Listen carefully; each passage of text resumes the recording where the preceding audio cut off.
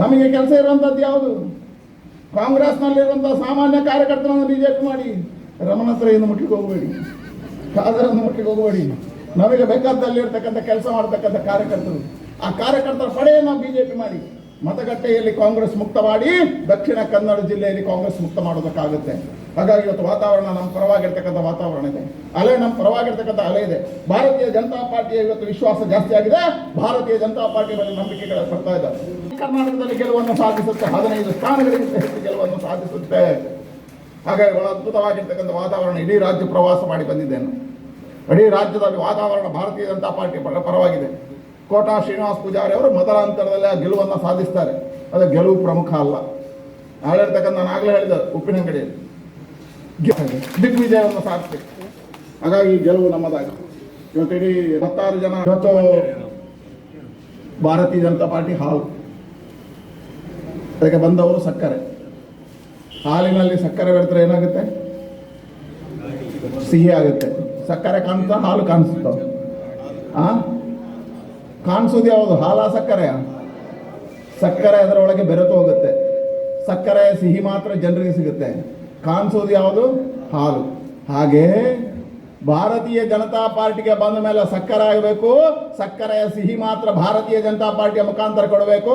ಇವತ್ತು ನೋಡಿ ಹರಿಕೃಷ್ಣ ಬಂಟ್ವಾಳ, ಮಾಧವರನ್ನ ಎಲ್ಲರೂ ಬಂದು ಇವತ್ತು ಸಕ್ಕರೆಯಾಗಿ ಬಿಜೆಪಿಯಲ್ಲಿದ್ದಾರೆ. ಹಾಗೆ ಎಲ್ಲರೂ ಬಂದು ಅವರು ಸಕ್ಕರೆ ಆಗಬೇಕು, ಸಕ್ಕರೆಯಾಗಿ ಬೇರೆ ಏನಾದರೂ ಪಾರ್ಟಿ ಸಹಿಸೋದು. ಹಾಗಾಗಿ ಭಾರತೀಯ ಜನತಾ ಪಾರ್ಟಿಗೆ ಬರ್ತಕ್ಕಂಥವರೆಲ್ಲರನ್ನ ಸ್ವಾಗತ ಮಾಡ್ತೀವಿ. ಅದ್ಭುತವಾಗಿರ್ತಕ್ಕಂಥ ಪಾರ್ಟಿ ವಿತ್ ಡಿಫರೆನ್ಸ್. ಯಾರೇ ಭಾರತೀಯ ಜನತಾ ಪಾರ್ಟಿಯ ವಿಚಾರಧಾರೆ ಸಿದ್ಧಾಂತಗಳನ್ನು ಒಪ್ಪಿ ಬರೋದಾದ್ರೆ ನಾವು ಸ್ವೀಕಾರ ಮಾಡ್ತೀವಿ. ಇದು ಭಾರತೀಯ ಜನತಾ ಪಾರ್ಟಿ. ರಾಜ್ಯದಲ್ಲಿ ಭಾರತೀಯ ಜನತಾ ಪಾರ್ಟಿಯನ್ನು ಕಟ್ಟಿ ಮತಗಟ್ಟೆಯಲ್ಲಿ ಗಟ್ಟಿ ಮಾಡತಕ್ಕಂಥ ಕೆಲಸ ನಮ್ಮೆಲ್ಲ ಕಾರ್ಯಕರ್ತರಿಗೆ ಜೋಡಣೆ ಮಾಡಬೇಕು, ಕೈ ಜೋಡಿಸಬೇಕು, ಒಂದಾಗಿ ಕೆಲಸ ಮಾಡಬೇಕು.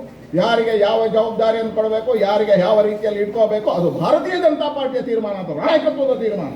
ಹಾಗಾಗಿ ಸ್ಪಷ್ಟವಾಗಿರ್ತಕ್ಕಂಥ ತೀರ್ಮಾನದ ಅಡಿಯಲ್ಲಿ ಭಾರತೀಯ ಜನತಾ ಪಾರ್ಟಿಯನ್ನು ಕಟ್ಟಿ ಬೆಳೆಸೋಣ. ನನಗೊಂದು ನಂಬಿಕೆ ಇದೆ.